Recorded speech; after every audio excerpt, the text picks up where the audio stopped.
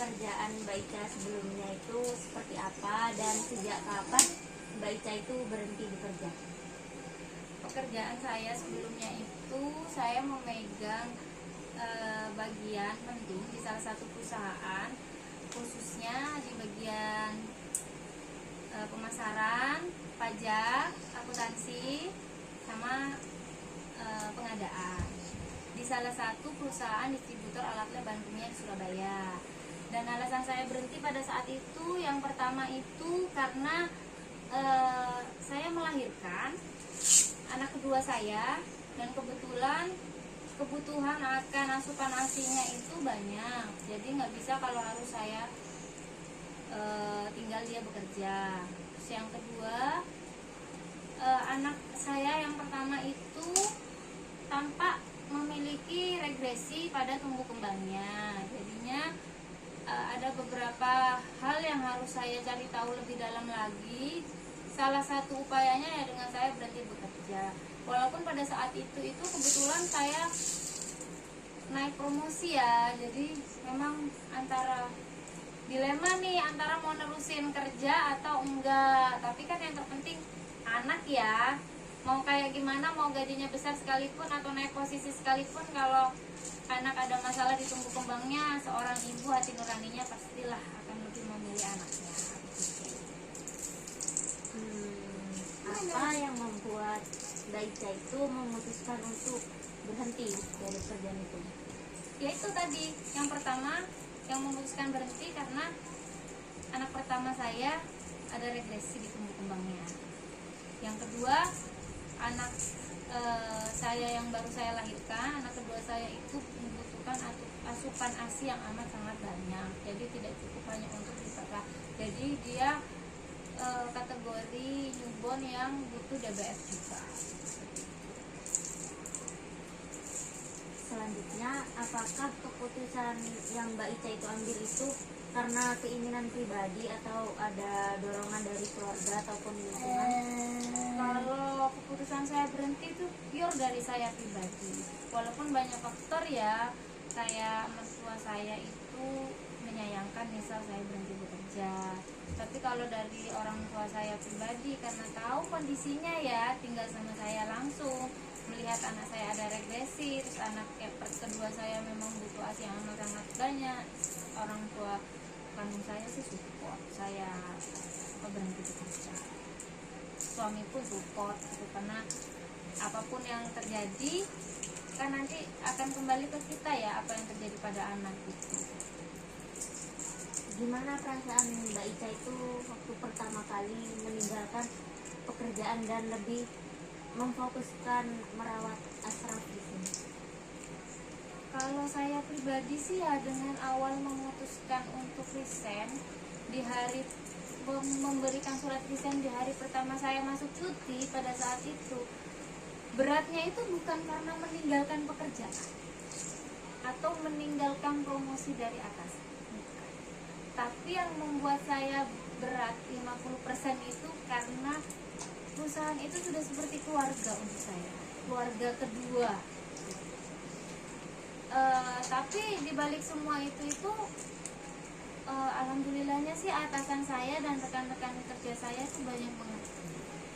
Tapi ya saya juga nggak lepas tangan ya, karena banyak hal yang saya pegang di perusahaan itu. Jadi selama saya berhenti bekerja pun, tanpa saya dibayar sekalipun, saya tidak meninggalkan 100% kantor. Jadi saya masih tetap membantu mengontrol keadaan kantor lewat tim viewer atau lewat video call. Karena kan walaupun saya sudah serah terima tugas dengan baik di perusahaan itu, tapi kan ada beberapa hal yang nggak semuanya kantor itu tahu. Jadi saya juga memikirkan bagaimana perusahaan kedepannya dengan saya keluar dari perusahaan itu. Gitu, jadi nggak lepas tangan gitu aja. Selanjutnya, apa yang paling Mbak Ica rindukan atau rasakan setelah nggak bekerja lagi? Yang dirindukan kalau nggak bekerja lagi itu sebenarnya ngobrol sama negosiasi harga, kayak ngobrol sama rekanan kayak gitu ya. Karena kan passion saya itu sebenarnya ketemu ketemu orang, ngobrol sama orang gitu. Jadi rasanya kalau saya nggak ketemu sama orang itu ada yang kurang. Sedangkan kalau kita jadi full mom di rumah menjaga anak, otomatis kan kita ketemunya kalau nggak sama anak ya sama tembok, ya enggak? Suami. Ya kalau suami jelas dong ketemu, tapi kan kalau suami yang kerja ngobrolnya sama anak. Terus bayangkan ya, baru berhenti kerja, anaknya regresi, delay, terus ketemu sama newborn lagi. Wah, apa enggak ini nih, apa baby blues nih. Tapi baby bluesnya kita itu sebenarnya masih bisa kita atur nih kalau kita bisa tahu gimana caranya mengontrol emosi kayak gitu. Terus sekeliling kita bisa support, ya enggak? Saat Mbak Ica masih kerja, bagaimana kebiasaan anak itu sehari-hari? Siapa yang biasanya mengasuhnya pada waktu itu? Jadi gini, selama saya bekerja itu kebetulan kan anak pertama saya ya yang dititip nih. Anak pertama saya ini pada saat itu lahir sebelum COVID-19 di Indonesia. Jadi lahir di bulan Desember 2019 dan COVID itu baru muncul di 2020 Maret di Indonesia, ya kan? Nah, pada saat dia lahir, kebetulan sampai dari dia lahir sampai September 2020 itu masih saya pegang sendiri dengan suami. Jadi kita kan masih WFH nih, gantian nih. Kadang suami saya yang WFH, dipegang suami saya yang ngantor kayak gitu. Tapi setelah di bulan September ke Oktober itu, saya dan suami saya itu di kantor kita masing-masing mewajibkan untuk work from office gitu. Akhirnya keputusan kita kembali ke Madura, walaupun kantor kita itu ada di Surabaya. Akhirnya suami saya ini sama saya ngontrak dekat sama rumah ibu saya. Nah, ibu saya ini kebetulan yang saya percaya dan dengan senang hati untuk membantu merawat anak saya pada saat saya bekerja. Jadi pagi itu sebelum saya jangan mondar-mandir nak, jangan mondar-mandir. Saat saya pindah itu pagi, saya titip anak saya ke ibu saya, tapi semua perbekalan itu sudah saya siapkan. Jadi kayak makan siang, makan pagi itu udah saya siapkan. Saya yang masak sendiri, real food semua dari saya. Termasuk cemilan juga dari saya. Itu susu pun botol bersih sudah dari saya. Popok, skincare dan lain-lain juga sudah dari saya.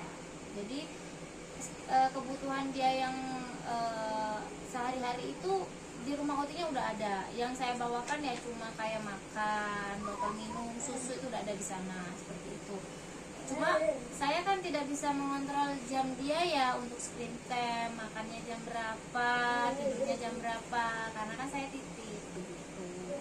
Nah nanti setelah saya pulang bekerja sampai rumah sekitar 6:30 malam, baru saya ambil lagi anak saya tetap di bawah pengasuhan saya begitu.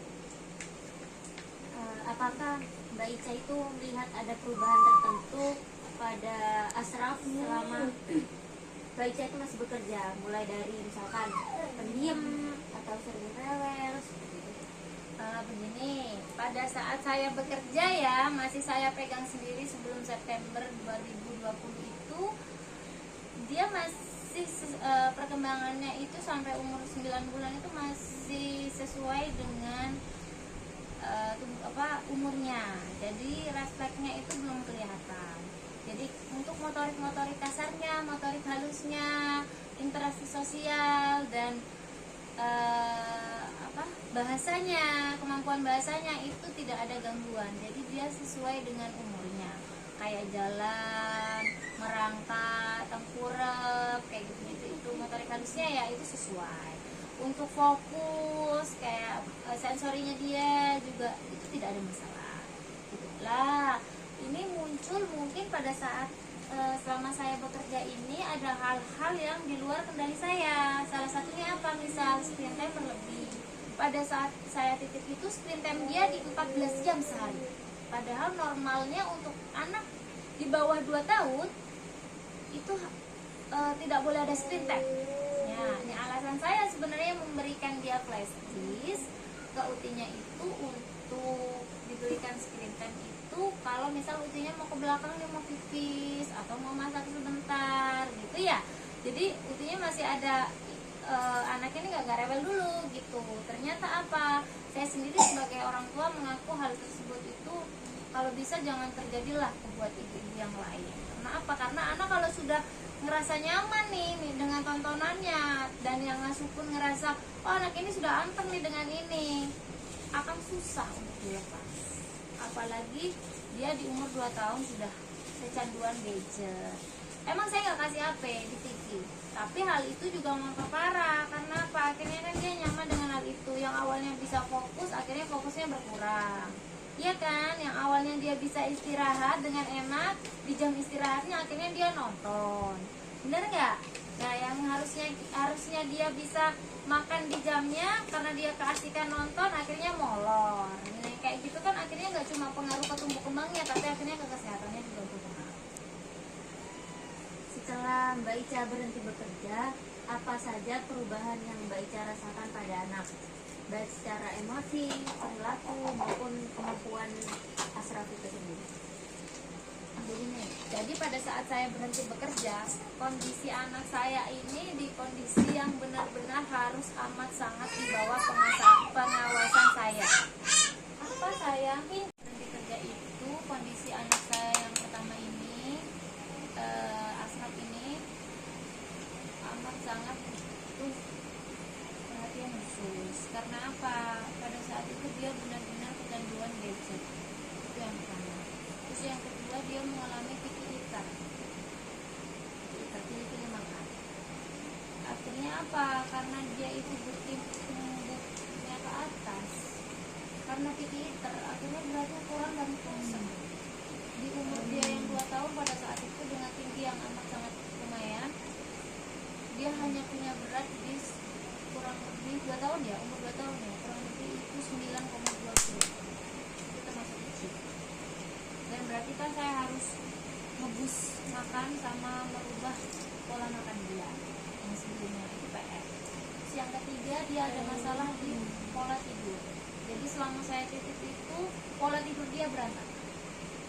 Jadi siang itu dia jarang tidur, jadi tidurnya mau mepet maghrib, nanti maghrib dia tidur, jam 9, jam 10 dia bangun, baru tidur lagi jam 3 pagi, jam 2 pagi, terus lah seperti itu. Jadi selama saya ngantor, saya sering ngopi, saya hampir nggak pernah tidur selama itu. Dan akhirnya juga pengaruh ke saya ya, sebagai ibu pekerja dan pengasuh anak di rumah juga. Terus yang ketiga, Asraf itu pada saat saya berhenti kerja itu di fase yang dia mulai menyakiti dirinya sendiri. Jadi kalau dia overstimulasi, yang pada saat itu saya nggak tahu nih dia overstimulasinya karena apa dan kenapa pada saat itu. Saya harus bisa mengontrol sikap saya nih, emosi saya gimana nih pada saat anak saya tantrum karena nggak dikasih TV yang pertama. Karena kan akhirnya pola screen time-nya saya atur lagi, ya kan? Kalau anak kecanduan gadget kan susahnya minta ampun tuh ngaturnya dan ngilangin kebiasaannya. Yang kedua, pada saat dia mulai menyakiti diri sendirinya ini seperti ini. Jadi dia kayak nyakar pipinya, nyubitin pipinya sampai berdarah. Saksinya itu kakak kamu pada saat garap skripsi di rumah saya. Ini dicakar. Jadi gini cubitin. Walaupun dia tidak dalam keadaan marah, ini dia cubitin aja gitu. Sampai luka, bahkan sampai biru. Dan saya nggak bisa biarin hal itu. Terus yang selanjutnya yang keempat itu dia ini kalau misal ke tempat yang ramai atau ke tempat yang baru, adaptasinya sudah nggak baik lagi, jadi dia langsung nangis. Dia nggak bisa dibawa kemana-mana. Boro-boro kita mau makan di warung bareng-bareng, kita ajak ke minimarket cuma berhenti nggak sampai 2 menit aja dia udah nangis, teriak kayak ketemu setan. Ya kita kan namanya orang tua bingung ya anak ini kenapa gitu kan ya. Itu jadi keputusan saya untuk berhenti bekerja itu menurut saya benar-benar udah yang terbaik. Karena kalau bukan dari orang tuanya, siapa lagi yang mengusahakan anaknya yang terbaik untuk anaknya, ya kan? Seperti itu. Apakah anak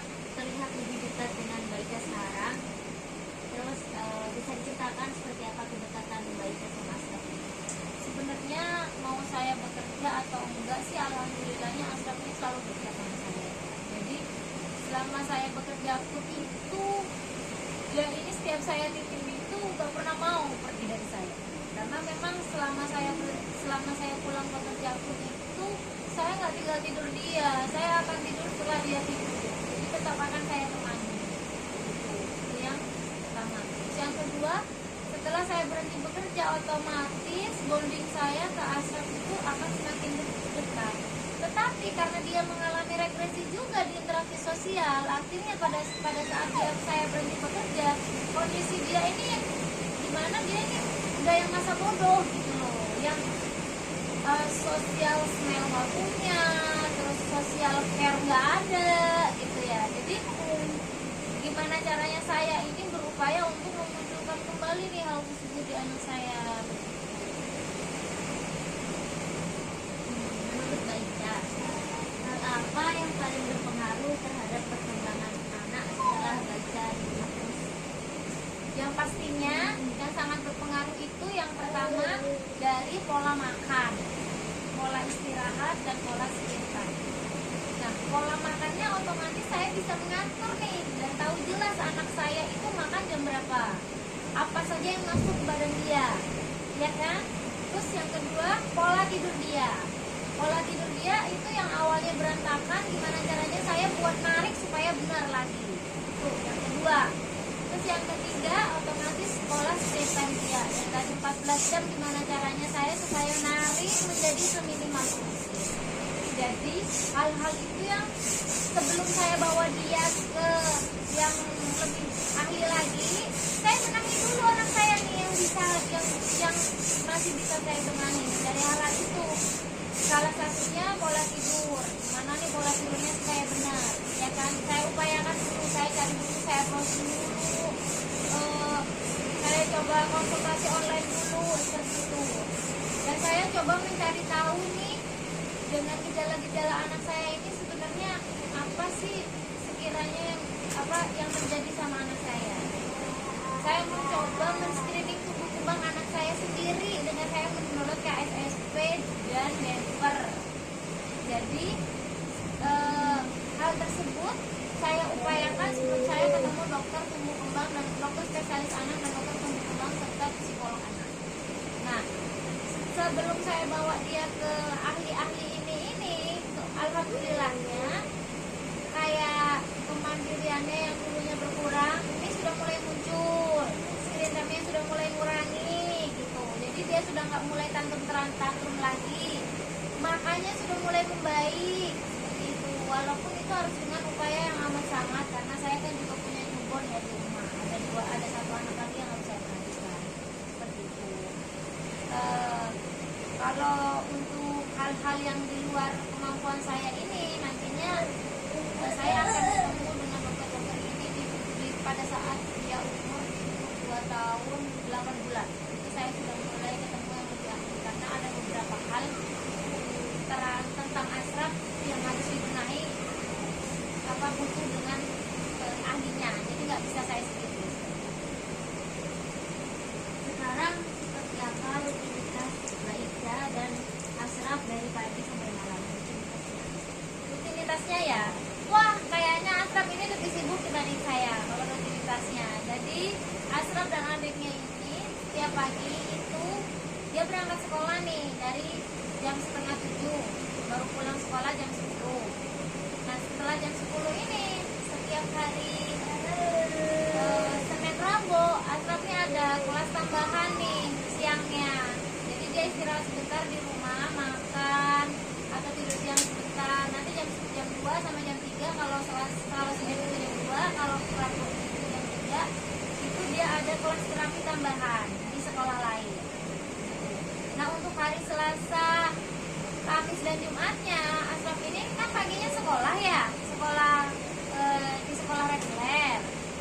Nah nanti siangnya setelah sepulang sekolah bareng sama aku punya untuk berangkat sama saya juga ke rumah sakit, ada kelas terapi juga. Kalau Selasa ada kelas okupasi, kalau Kamis ada kelas bicara, Jumatnya ada kelas pulang. Kegiatan apa yang paling sering Mbak Ica lakukan bersama Ashraf di rumah? Kalau kegiatan bersama Ashraf di rumah itu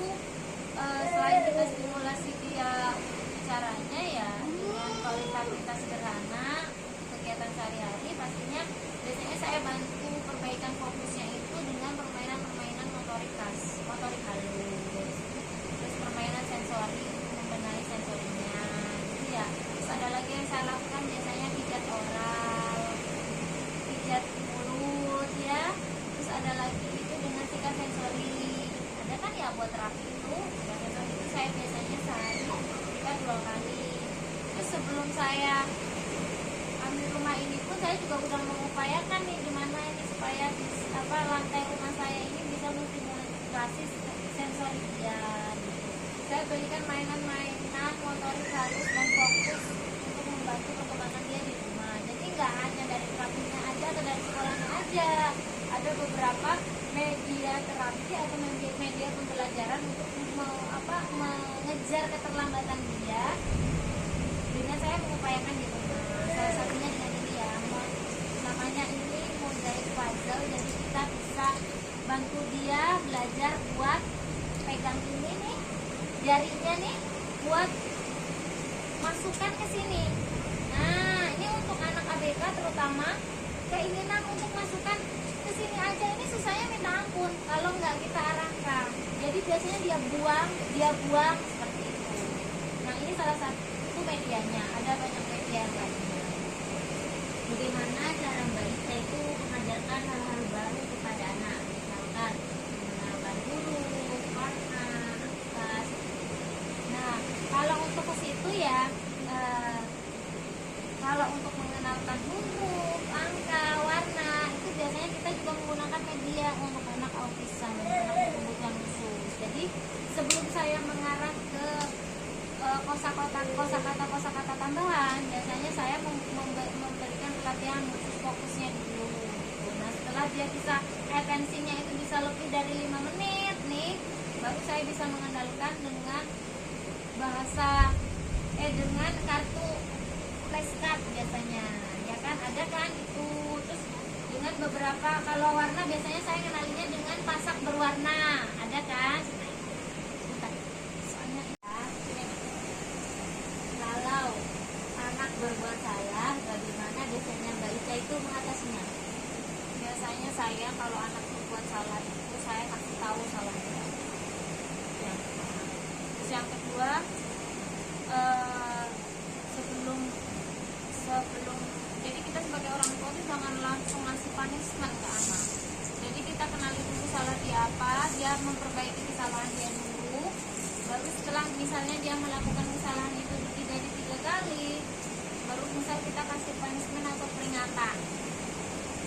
Punishment itu kan gak harus dengan kita ngasih hukuman secara fisik ya. Jadi kayak kita ngasih peringatan aja ke dia. Oh, kalau aja tidak mau minta maaf, misalnya tidak mau minta maaf sama AA, udah mukul AA gitu, udah nggak sengaja mukul AA gitu, ya berarti apa yang kamu mau nanti nggak akan mama turutin karena kamu nggak mau nurut sama mama. Bisa kan dengan cara seperti itu. Jadi nggak harus dengan kita marah-marah atau menghukum dia. Jadi kita gimana caranya ngasih pengertian ke dia, seperti yang saya lakukan tadi kan, akhirnya kan dia nggak jadi nangis kan, nggak jadi marah-marah kan. Apa yang Mbak Ica lakukan untuk membuat anak itu tetap semangat dan bahagia tiap hari? Pastinya itu ya, kita pastinya harus membuat lingkungan yang nyaman di rumah, ya kan ya. Kita mengajarkan anak-anak kita itu supaya bisa belajar lebih mandiri dengan kegiatan-kegiatan yang bikin dia happy.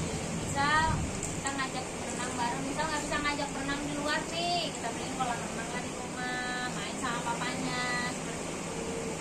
Atau dengan kita ngajak muter-muter naik motor listrik aja di perumahan sambil main ke lapangan basket, ya kan, nari-nari kayak gimana, kayak lari-larian, main bola, main lempar tangkap gitu kan, anak udah happy.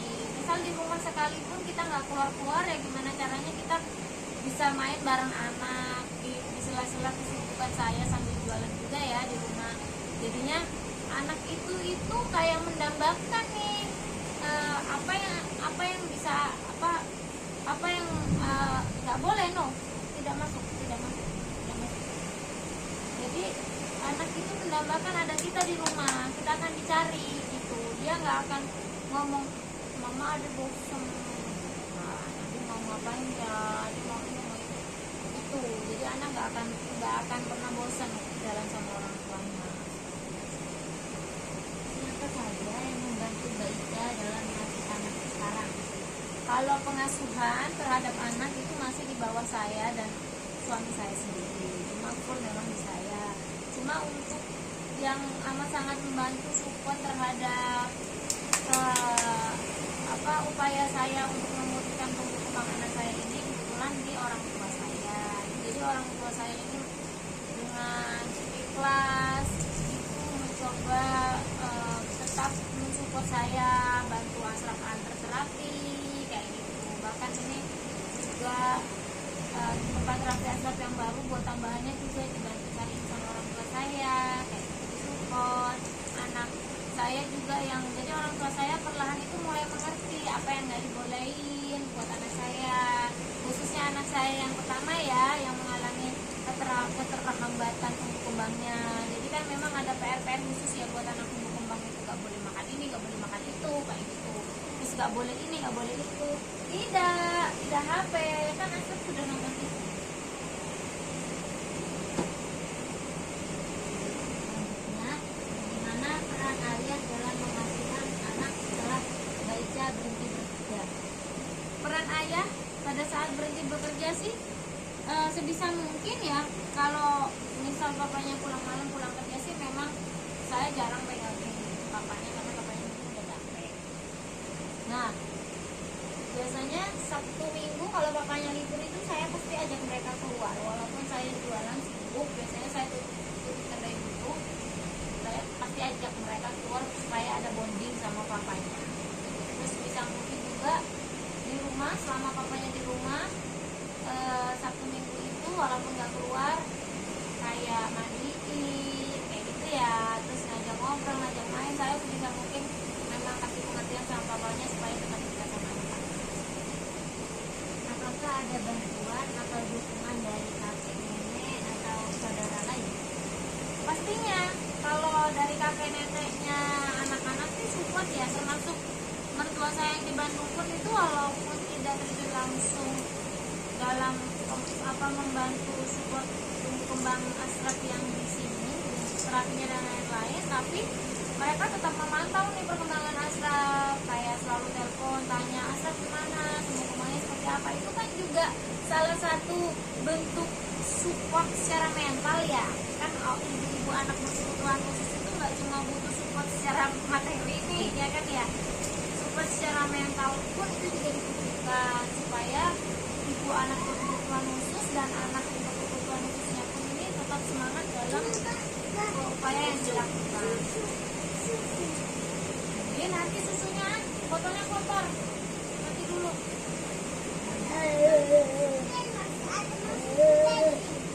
Bentar ya. Karena tanggapan keluarga besar atau tetangga terhadap keputusan Mbak Ica setelah berhenti bekerja demi anak? Tanggapan keluarga ya, kalau dari mertua saya awalnya itu amat sangat menyayangkan karena kan memang kondisinya biasa bekerja ya, harus pemasukan 2 gitu kan, mungkin sayang gitu kalau misal satunya berhenti bekerja. Terus kalau dari orang tua saya sih support aja gitu, karena kan orang tua saya tahu nih kalau butuh memang 2 anak ini pengasuhan langsung dari saya seperti itu. Kalau tetangga kanan kiri berhubung saya itu modelan yang pada saat itu pada saat regres itu saya ngontrak dan saya memang nggak begitu dekat sama tetangga kanan kiri karena kan sebelumnya saya sibuk bekerja ya, pulang pagi berangkat pagi pulang malam kayak gitu, jadi cuma saya kayak aja, jadi nggak terlalu banyak komen sih. Apakah lingkungan sekitar seperti sekolah, tetangga, terus PAUD juga memberikan dukungan terhadap pengasuhan anak? Kalau untuk lingkungan yang saya yang baru nih di Reka Village Regency, kebetulan juga alhamdulillahnya sih ya support ya, maksudnya mereka itu berempati. Salah satu bentuk empatinya tetangga saya yang misalnya kayak mbak nanya, mbak mau berangkat terapi ya, hati-hati ya, semoga lekas pulih kayak gitu. Kalau sekolah itu memang saya nyari sekolah itu sejak anak saya umur 2 tahun sebelum saya tinggal di sini. Jadi karena saya sadar anak saya butuh sekolah yang support dari lingkungan dan gurunya, jadi saya memang sudah survei mulai umur 2 tahun. Jadi pengambilan rumah, saya ngambil rumah juga di Reka Village Regency ini memang mencari yang dekat dengan sekolah yang saya tuju gitu. Dan saya juga setiap tahunnya nggak pernah lepas komunikasi sama calon kepala sekolah dari anak saya. Dan alhamdulillahnya dengan saya memasukkan anak saya di tahun ini, di kelas bermain dia itu ada salah satu guru lulusan S1 psikolog Universitas Trunojoyo Madura juga yang jadi guru di sana. Dan dia juga buka terapi di rumahnya, kelas les biasa sama kelas terapi di rumahnya. Jadi anak saya yang ABK ini, yang ASD ini kepegang gitu di kelasnya. Walaupun guru yang basicnya juga bukan psikolog di sana, juga alhamdulillahnya support ya. Jadi kalau misal saya izin untuk kontrol, izin buat terapi atau izin pulang bulan untuk terapi, setelah pembelajaran itu sih diizinkan. Enggak bukan yang kok pulang duluan sih terapi gitu, waktunya belum pulang udah pulang, enggak sih. Jadi memang semuanya alhamdulillahnya support dari sekolah juga. Kalau boleh tahu Asraf ini sekolah di mana, Mbak? Kebetulan di dekat Universitas Trunojoyo Madura ya, agak jauh dari situ ada sekolah di bawah yayasan itu namanya RA Bakti Telah. Apa tantangan terbesar yang Mbak Ica rasakan setelah berhenti bekerja? Tantangan terbesarnya itu ya kan karena saya biasanya sibuk nih ya di kantor. Nah akhirnya setelah saya berhenti bekerja, setelah anak saya mulai agak besar dan Asraf sudah mulai banyak perkembangannya dengan terapi, saya kan mencoba mencari kesibukan lain nih ya, dengan mencoba buka usaha makanan minuman di rumah online gitu. Jadi bagi-bagi waktunya aja sih yang memang harus saya atur, karena kan jadwal Asraf itu juga sekarang lebih padat ya dibanding jadwal saya. Terus juga karena saya jualan, yang mau buka outlet kayak buka outlet di luar gitu masih mikir 100% dulu, karena kan siapa nih yang mau pegang gitu. Sedangkan kalau usaha makanan dan minuman itu nggak bisa langsung dipasrahin sama orang ya. Bagi waktu itu. Yang kedua itu tantangan terbesarnya juga itu memberikan pengertian lebih sama adiknya, itu yang kedua. Terus yang ketiga itu pastinya tantangannya itu gimana saya menciptakan lingkungan yang inklusif dengan memberikan banyak pengenalan atau introduction lah di lingkungan anak-anak saya. Salah satunya bisa lingkungan sekolahnya. Jadi dengan adanya pengalaman saya ini bisa membuka banyak ibu-ibu baru yang mulai terbuka matanya seperti itu. Jadi saya juga memberikan pelajaran buat anak-anak seusia dia gitu, bagaimana bisa hidup berdampingan dengan anak-anak. Itu sih tantangannya, karena nggak semua orang itu bisa menerima dengan amat sangat ya ABK, karena banyak mereka itu yang menganggap itu satu, misal ABK itu autism itu menular, ya kan? Padahal autism itu bukan penyakit, tapi hambatan pada tumbuhan. Ada yang menilai juga itu kalau anak saya autism karena jarang diajak ngomong gitu, ada ya kan ya. Jadi banyak sekali mereka yang belum paham apa sih sebenarnya pengertian dari autism. Pernahkah Mbak Ica merasa jenuh, lelah atau menyesal karena tidak bekerja? Kalau jenuh menyesal sih enggak ya, karena itu sudah keputusan saya 100%. Walaupun pada saat itu atasan saya bilang, kamu udah biasa pegang akurat nih, pegang aplikasi pajak nih gitu ya, terus kamu tiba-tiba berhenti kerja, kamu pasti bosen nih gitu kan. Saya dulu aja stres berhenti kerja karena anak saya lahiran bla bla bla bla gitu kan. Tapi berhubung saya tahu mana prioritas nih untuk anak saya dan untuk suami saya dan keluarga saya, untungnya sih alhamdulillahnya suami saya tuh support. Jadi banyak kan ada keluarga yang pada saat istrinya mau resign, suaminya nggak support nih, udah biasa nih ya kerja, sayang gimana kan kamu begitu kan. Tapi untungnya suami saya itu justru pada saat saya mengajukan surat resign, suami saya tuh juga mengajukan surat resign, dan saya nggak tahu gitu loh. Ternyata apa, dia mencari pekerjaan yang jauh lebih dibanding sebelumnya. Untuk apa? Dia suami saya mempersiapkan diri dengan penghasilan yang nantinya akan menjadi satu seperti itu. Dan karena suami saya sadar juga kebutuhan anak akan semakin banyak dengan kondisi anak saya yang pertama dan anak saya yang baru lahir lagi nih, itu upaya dari suami saya. Jadi karena support dari banyak pihak, akhirnya hal itu yang membuat kejenuhan itu akhirnya udah gak ada. Yang saya fokusin sekarang itu ya perkembangan Asraf dan adiknya begitu. Selain itu masih bisa, kejenuhan itu masih bisa saya atasi dengan hobi yang saya jalani sehari-hari ini dengan jualan ini, kan saya hobinya masak ya. Jadi bisa saya curahkan ke situ nih, capek-capeknya kan kerasa nih, bisa jadi cuan ya kan. Walaupun saya nggak kerja ya alhamdulillahnya sih bisa sebulannya bisa hampir minimalis seperti saya kerja dulu. Kan udah alhamdulillah ya, bisa sambil jaga anak, bisa dapat penghasilan. Lagi enak.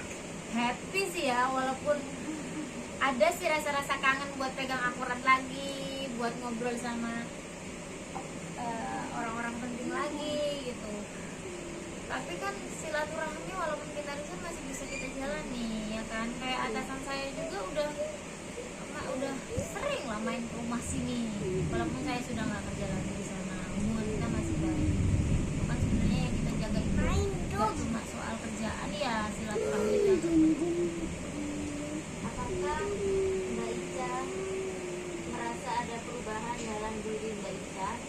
Misalkan menjadi lebih sabar, lebih dekat dengan anak, atau justru merasa kehilangan pekerjaan? Kalau saya sih kayak dikasih Asraf sama Amar sekarang ini kayak jadi bahan pelajaran aja gitu. Jadi mereka tuh banyak ngasih pelajaran ke saya. Belajar untuk jadi orang tua yang lebih sabar, belajar untuk jadi orang tua yang lebih ikhlas gitu ya. Belajar untuk jadi orang tua yang lebih istiqomah, tawakal kayak gitu. Mungkin kalau nggak ada mereka, mungkin kesabaran saya nggak bisa di fase seperti sekarang.